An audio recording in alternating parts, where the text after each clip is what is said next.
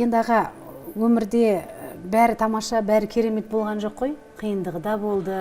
Қиындығы болды, бәрі ойлайды ғой деп. Мен осы уақытқа дейін бәрі айтады ғой, үлкен ағасы көмектесіп жатыр, бауыры көмектесіп жатыр деп.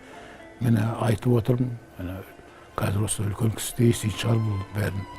Мен ол кісіден осы уақытқа дейін бір жұмыс көрген жоқпын. Мен ана жерде жұмыс істегім келеді деп. Ана басын жұмыс есе фамилияда жетеді дейді ғой. Ары қарай өзім алып кеттім. Яғни сіз ағаңызға ауыртпалығымды түсіргем жоқ. Осы жерде бір аға мен інінің арасындағы сыйластық. Ол кісі маған әкедей болып кетті ғой.